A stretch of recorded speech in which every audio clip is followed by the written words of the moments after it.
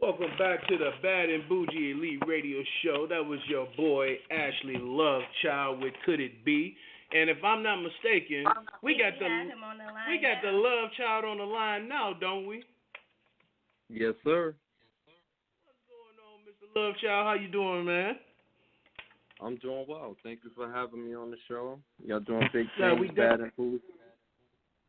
We definitely appreciate you taking the time, out of your busy schedule to, just spend some time with us today and, just let everybody know what you got going on, educate a lot of the artists out here about what it takes to succeed in the game.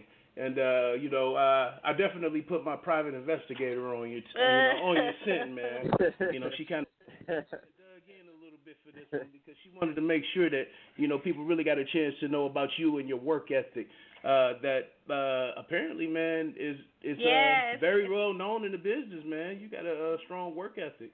Yeah, and I mean, it looks like you've had quite some success in the music industry. So, like, how long have you been in the music game, and how did you get started in the first place? I started in 2008, and the way I got my start really was through my father. He just heard me singing one day. He didn't even know if I could do anything at all, and he liked what he heard, and we went on from there.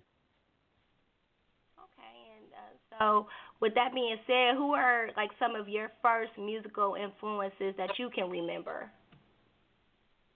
Without a doubt, R. Kelly, Usher, Avant, a lot of guys. I know it sounds crazy sounding from a young guy, but a lot of guys from like the 70s and 80s, like their musical styles, like you have groups. I don't know if a lot of people would know, like the Barge and come on now, the Barge, man. Yeah. So how did you develop your own sound, and what makes your music stand out from these other artists? Honestly, I think what make me stand out is that I tell my truth. I don't try to make like these fantasies and try to live out somebody else's fantasy. I just speak and live my truth within my music, and the way I had to develop my own sound was just trial and error. It was a lot of trial and error. When I first came out, I was really trying to sound like R. Kelly or do my best imitation of R. Kelly, and to say the least, that didn't work out in my favor. So I had to be true to myself, and I just found different ways to record, and certain things didn't work, and then I got rid of the things that didn't work and the things that worked for me. So. How would you describe the music that you typically create? I honestly think R&B street. I like to describe it as R&B street, and the reason why is because I have a lot of hip hop elements into my music, but I don't think all the way hip hop. I'm R&B straight to the core. When you hear it, it's R&B, but it does have its elements, and I really try to keep it smooth, but also just music that I love, even from the 90s. I love that era of R&B, so I try to keep a lot of those elements in the music too. Yeah, I can definitely feel it. Yeah, absolutely. Now, have you suffered resistance or skepticism from the industry or from other artists? Absolutely. And the reason why I say that is because I didn't fall in line, and I think that was like the biggest problem with everybody. Is like I didn't fall in line, and what I mean by that is that I didn't wait on any type of labels or corporate sponsors or anybody to get in the studio and to record music. Like most artists, their whole and sole intention is to get in the studio and record a song, let alone an album. the way I look at it is there's a business behind it as well too. And as much as I want to make history and give people great music, timeless music, not music that's for today and for the club, you know, something that's, you know, every time you listen to it, it gives you that same old feeling. You still want to capitalize on your own business, and artists don't realize that they are a business as well. So I didn't fall in line, and that was the biggest, I would say, skepticism that I faced, because people expect me to, you know, sign with a big label and, you know, to do this and to do that in ordinance of what they want, you know, instead of carving out their own content and capitalizing on their own content, where they could come into it as a partner instead of a worker. And that's, you know what, that's the one thing that you know, that I know about you. I mean, when you talk, man, you just sound like a true student of, you know, what it is that you do, man. Like, it's crazy how you're able to break things down in a different way, where people don't really, you know, think about it in the way that you explain things, man. Right now, the success that you got going on right now, man, you know, like I said, man, your work ethic, man, is just, it's everything. You know, it's everything. And that's what a lot of today lack, man. They lack that work ethic. You didn't stand by the record label's rules. You made your own. Right. And so, like, with I Heart You, that was a big smash hit for you. What was the motivation behind that song, and why do you feel that single had such a huge success? Well, the motivation behind it really was, okay, I'm gonna be very honest. I told you I was gonna, you know, tell it all, and I'll be very honest. In all honesty, it was just one of them, you know, moments when you tell the truth about how you feel. Like, in our society, black men are supposed to be raised as tough, you know, and all that good, you know, all that good stuff or whatever. You know, I was raised in a tough neighborhood, but we still need somebody to love. We still need somebody to care about. And I Heart You was just a fun way of just telling somebody that you love them and that you need them, and in a way where it could be from the first time you laid eyes on them. Every man, whoever their woman is today, when the first time they met that woman, they knew it was something about her that was going to change his life, whether they end up getting married or having a whole bunch of kids or whatever. You know, it's something positive from that woman. You know, it's something about her, and I just wanted to make it a cool way of saying, just instead of saying I love you, it's just I heart you, and it's, you know, just, you know, bringing something up to date. Well, it's one of my favorite tracks that you have, so I really enjoy the single. The I Heart, yeah. Yeah. So in 2014, your second album, The Light Show, that was released under your new label, High Roller Music, which sold over 4,800 copies independently, which is, you know, that's impressive. That's very impressive. I'm sorry. Thank you. It even charted to the top 100 on iTunes. Now, is this just, you know, in U.S. sales, or was that in international sales combined? Well, that number has ballooned up. That was from 2014, just those sales alone. But the sales from then, yeah, it's been international after those. But all 4,800 of those were U.S. sales alone. Wow. Okay. A lot of people don't know what that 4,800 equate. For all the independent artists listening right now, if you're trying to get your education up, y'all need to Google this, man. That $4,800, you know, that could be what, $10 a piece, you know, CD sales. You do the numbers, because I ain't trying to put, you know, all the man's personal business out there, but that's just U.S. sales, y'all. This man is making a living in music and doing it quite well, might I add. Very successful, you guys. All you got to do is Google the name Ashley Lovechild. Thank you. So, which do you prefer? Do you prefer studio work or performing live the most, and why?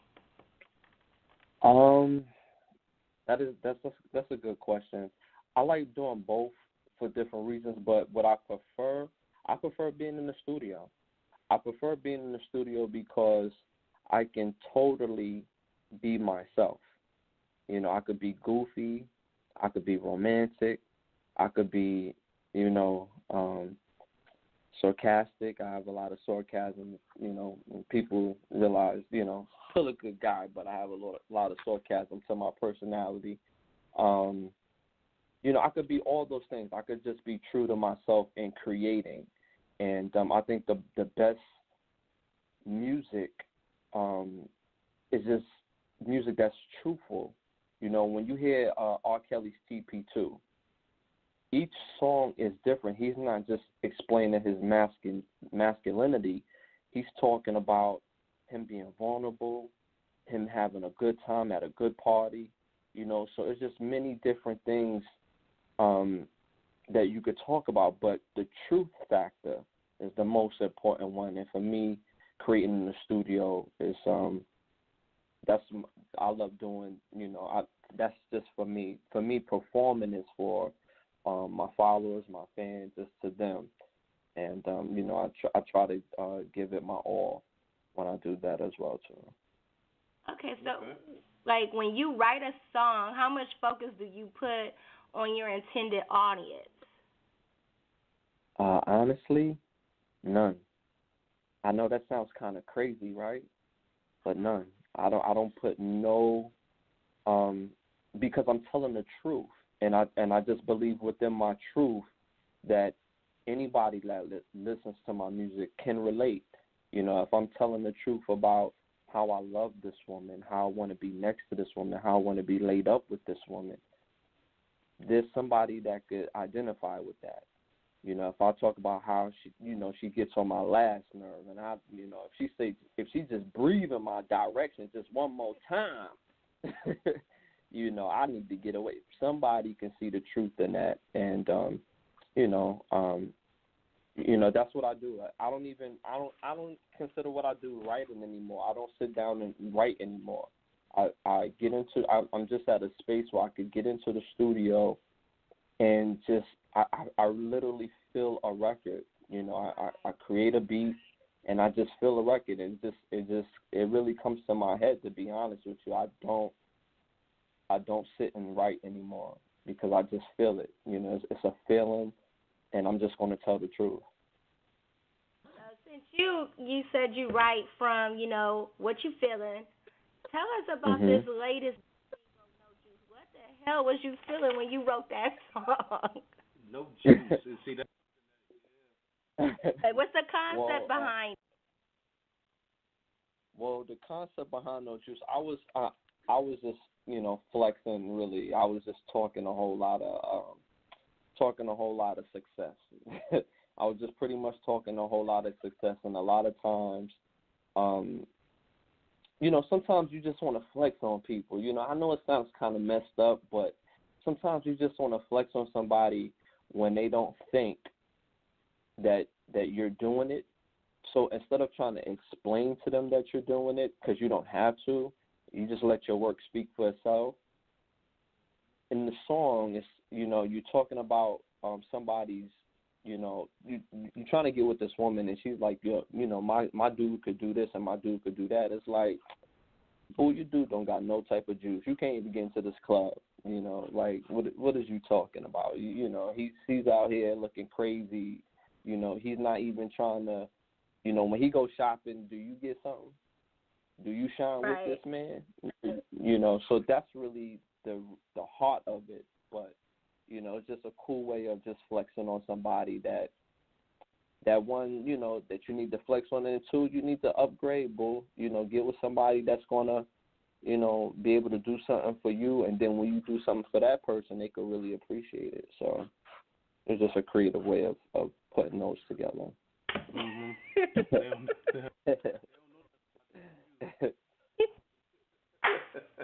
Yeah, 'cause the way I take that song when I listen to it, it's like, yeah, you talking all this stuff about your man, but he ain't like me. He ain't got the things that I got. Your man ain't fly like me. He ain't got no juice. Like, come on now. Yeah. Yeah. Yeah. Feeling yourself a Yeah. little bit, but you speaking the truth. Right. Right. Right. But that, but I just think that's towards any man, because for me it's levels to it. Even though I haven't been in the position that I am today all my life, I was still a good man. I may not have had, all the money in the world, but I was, I had foundation. I didn't have the bins and stuff like that, but I had a nice truck, and it's comfortable and it's clean. You know what I'm saying? I got them 20s on there, and they, I really hope y'all listening to this man preach right now, y'all. So it's not necessarily a what you have. It's just, when you want a woman and she's not understanding what she has in front of her sometimes, and that goes vice versa. And I don't want to sound sexist, but that's vice versa. Sometimes a man don't realize what he has in his woman, so sometimes she got to remind him, like, hey, I'm doing it out here. You better wake up and realize what you got, bruh, or I could be gone, and somebody else may appreciate it. So. Somebody else gonna be getting that juice. So That's this right. show, What Strangers Do, how did this come about? What is the motivation behind the show? Yeah, I got a chance to watch. Oh, What Strangers Do. Yeah, the web series What Strangers Do. Shout out to everybody that was on What Strangers Do. All the actors, they was amazing. I had a great time shooting it. What Strangers Do, the whole, I just felt like there was a void of black shows that spoke about relationships. I'm big on being relatable to everybody, and when you go on to see our story, like our black experience is not just about the hood, and I think that narrative has been pushed and beat down so much that that's the only time people get excited is when they see stuff from the hood. But the black experience is more than that, So What Strangers Do is really about an artist and his group of friends and their take on love, life, and their relationships.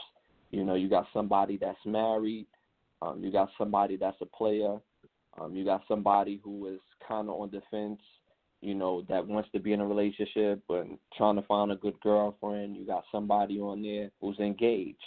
So it's different experiences, and the actors did an amazing job. If anybody, if anyone hasn't seen it yet, it's a must see. It's on YouTube. We just had the season finale, and everybody did a great job. So with the website, What Strangers Do you see yourself turning this project into a short film or a movie? I thought about it. I thought about it. But I think I'm going to keep it as a series. The most I may do expanding the actual franchise is probably writing a book. The actual show for the first season only showed half of what I wrote. I wrote a whole lot more than what I've actually shown, or what was actually shown for the first season. So I was thinking about putting it into a book. A lot of times the books are better than, the movies, films, or series. So it's a lot of juicy stuff that we didn't even get to yet. So, I'm thinking about doing that. When I saw it, I thought it could even be like a screenplay too. Yeah. Thank you. So there's a lot of stuff you can do with that. Yeah, so many different directions that you can go. And the fact that that you're independent and doing all of this on your own, I mean, that really speaks a lot about just the work that you put into the multiple things that you have going on, because you're not just a music recording artist, but now you're doing webisodes as well. Yeah, you're doing all the script writing and stuff like that for it, right? Yes. Mhm. Now, being that you are an independent artist, how involved are you, I guess you can say, in music publishing? Are you proactive and hands-on with taking the necessary steps to protect your music, or do you leave that up to someone else? I am. I'm gonna be as nice as I can in answering this question. I'm extremely proactive in that, mainly because there's the music game and there's the music business. The music game is the songs and the business is the money. And nicely saying, when you leave other people to figure out your financials, you're setting yourself up for failure. If you have a chance to control your own books and to make sure that everything is being followed, you should do that. Being an artist is a business, and a lot of artists don't treat it that way. I treat my right. They don't. Yeah, I know some artists, they just want to just focus on the music part. They don't want to focus on the business part. And they don't even know the business part. The marketing, the right. sales, all of it. Right. And to be honest with you, I had to learn the business part, because like a lot of artists, when I first started, it was just a part of the business that you just focus on the music and somebody else focus on the money. I had to put myself in a situation where I had to focus on the money, because when I first started, I had people that wanted to work with me and to do things for me, but I started looking at the bigger picture. And, it was made clear to me that it would be in my best interest to focus on those aspects, as far as moving music. So that way, if I do sign with a major deal, or a major label, I should say, that I go into it as a business.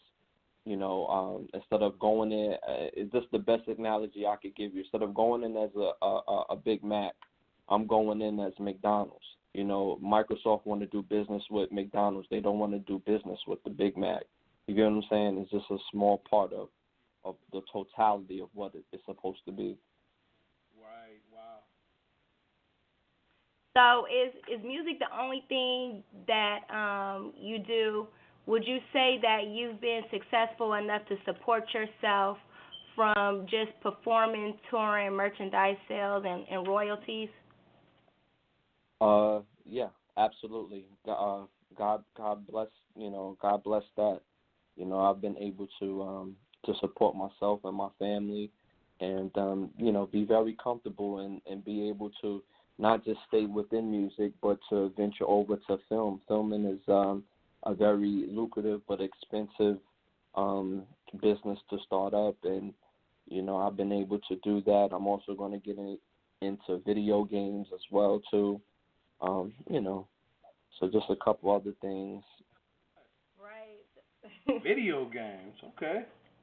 So, yeah. how can it be made possible for independent artists to get the fairest percentage back for getting their music played wherever? Sometimes, independent artists get chump change, and it's a big grin when they can't rely on their music to make a decent living. Mhm. I would say they just have to be aware of their content, and what they put out. That's first and foremost. I don't want to give any artist the misconception that you could just put up anything and expect to get some money. Focus on the content first. Make sure the content is something that people want to hear, even though you made it from your experience. Two, go into it as a business. Speak to who's running the show. You never want to play a game if you don't know the rules. So, if there's a company, or let's say, any type of company out there or whatever, and you want to put your music up on there, there should be someone that you can speak to, so that way monies are transferable if your music makes a profit. So that way, you'll be able to, live and be able to eat off your own music. That actually brings us to the next question. Would you say publishing deals are for independent artists, bands, or just the songwriter? I would say they're more for songwriters. I mean, artists, their biggest thing would be distribution. But if you control the actual music, then you should definitely get into publishing. If you made that beat, you wrote that song, you could, or you just own the masters. Sometimes people didn't write the song, but hell, they pay for it. They pay for studio time. They own the masters. Then they should definitely get into publishing, and it'll be more lucrative for them. But do it independently. That's why I try to. Like when somebody asks me that, do it independently. Again, go into it as a business. When you see, I'm sorry. Well, no, we were just listening to you. My bad. I'm sorry. I just go into it as a business. Don't shortchange yourself by going in there and saying, "Hey, I'm Tony. I'm Tony. Whatever." And I got this thing that you need to hear. No way. I'm representing Ruffles Times recordings, and and this is what's going on. Present facts and figures. That's all these companies respect, facts and figures. Once you're able to do that, then you have a conversation. If you can't give them facts and figures, then there's nothing to be said. They don't care what you're talking about. That's why you have so much, music that is not that good. A lot of those artists, and I'm not saying it because I don't hate on anybody, but there's good music and there's bad music, and some of the bad music are able to flourish because they could present what? Facts and figures. They don't care. None of these companies care or what we pushing out at all. They don't care about that. They don't have no responsibility towards that. They just care about facts and figures. So if you can do that, you can, you should, you'll be able to do well on the publishing, and some artists should be focusing on the distribution. If you could control both, then you'll be nice and comfortable. Now, some of our audience may not understand, like, that being independent, affects, like, your royalties.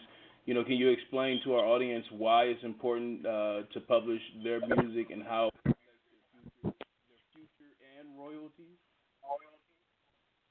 Yeah, well, royalties is pretty much the back end of what your sales of from your distribution.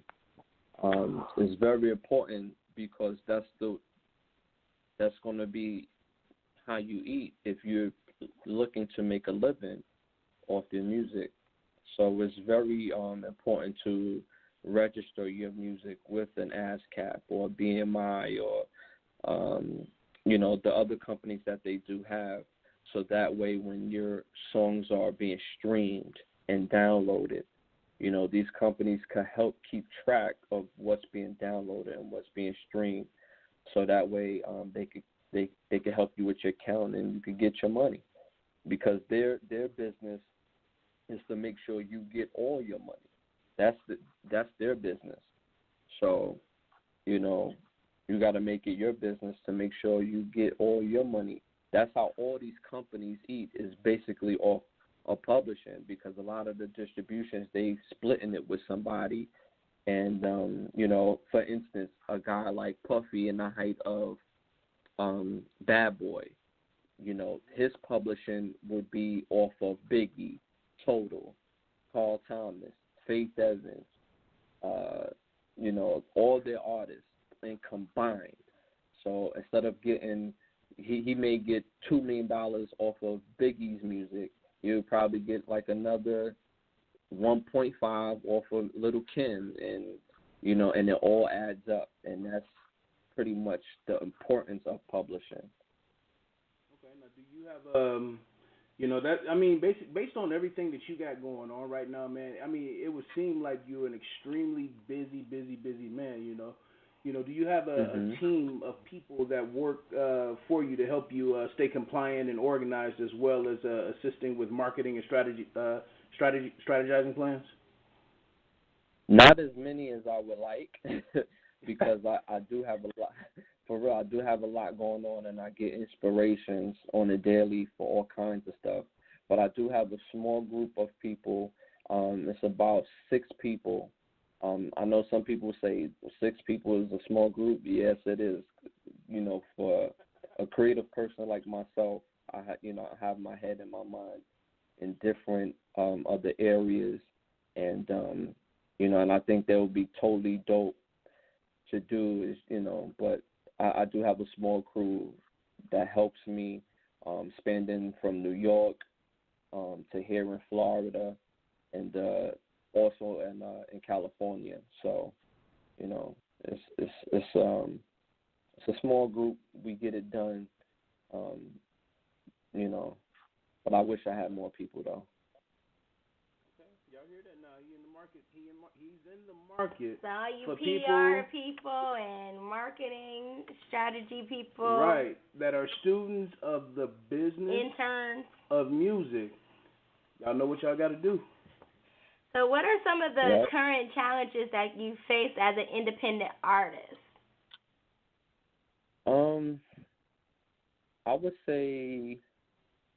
I would definitely say getting the bigger endorsements that mainstream artists are provided with just walking through the door. I would say that's the biggest challenge. I've had endorsements from smaller companies, but I'm talking about big companies like Ralph Lauren, the Adidas, Nike.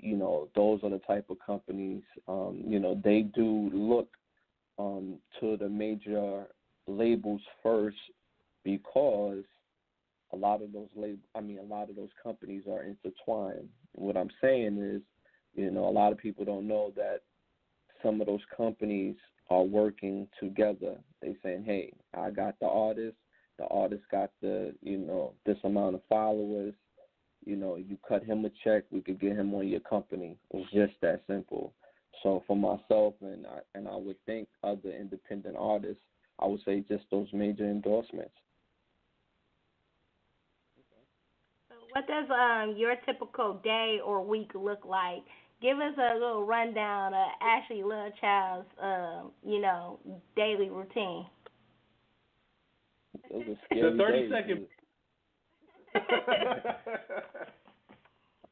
I'll wake up early in the morning. Of course, eat, go work out for about 2 hours. Get into the studio, record. Then I take a break. Then I gotta focus on the business of music, on publishing, working with different movie companies as well on getting placements. Then taking off that hat and getting into production for the web series or the movie that we're gonna be doing. Knock in My Head will be out at the end of the year. God, I still have to be a father, and I still have to be human. At some point, I gotta eat, and do show rehearsals. I always keep myself ready so I don't have to get ready. So every time I perform, because when I perform, I'm going to perform. I'm going to give people a show. I do that daily, working on my performance, so that way when I perform, it's just effortless. So that's a typical day. Now, we're aware that you didn't always do music and you worked in corporate America. How did Ashley Lovechild use his corporate skills in music and musicianship skills in the corporate world? Well, I worked in corporate America. I was 18. I was 18, fresh out of high school. and pretty much what I took to the music industry is the business side of it. Is learning how to conduct business, is learning how to give people something that they want, learning how to close a deal. Those are skills that I had to practice on a daily basis, working with different companies. And it just made it even easier when I got into music. It's like I had to sell other companies to a company. So you're telling me I just have to sell myself? Whoa, this is going to be real easy. Okay. So that's my mentality of it. I know it sounds kind of, arrogant, but it is really not an arrogant mindset. It's just really having a skill set, and and you got to eat. You got to eat. It's just that simple. You got to survive. So it's based off survival. You basically took the skills that you learned at a young age, man, and applied it to the music business. To the music. And you live outside of that box that a lot of people put themselves in. And you're not just eating, man. You eating what you want to eat. You know what I mean? Right. What do you like? What do you like in music that you don't find while working at a corporate job? Just being with just. I'm sorry. Go ahead. No, I said, what freedoms do you have now with music that you didn't have in corporate America? Well, for one, I'm the absolute boss.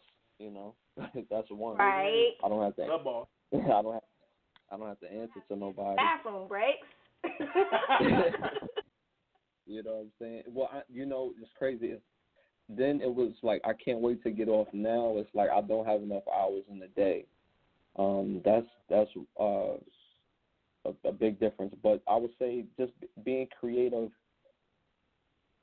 on a regular basis, just being able to be creative on a regular basis, and to share. I'm able to share my music with the world, not just a region, not just an area, with the world, based from your show, based from my outlets, with the world, being able to be creative and share. In corporate America, somebody else is taking credit for what you created. It's that's just how it is. You're doing all of the work, but you're getting all of the credit at the same time versus doing all of the work and giving somebody else all the credit. Right. Now, finally, tell the people, where they can follow you and keep updated on all of your latest upcoming events, projects, tours, and any shout outs to anyone that you want to go ahead and show love to. You can find me at ashleylovechild.com. You can search me, Ashley Lovechild, Twitter, Facebook, Instagram, Snapchat, all Ashley Lovechild. I own the name, Ashley Lovechild. You can find me anywhere. I want to give a shout out to you guys. Thank you for having me on your show.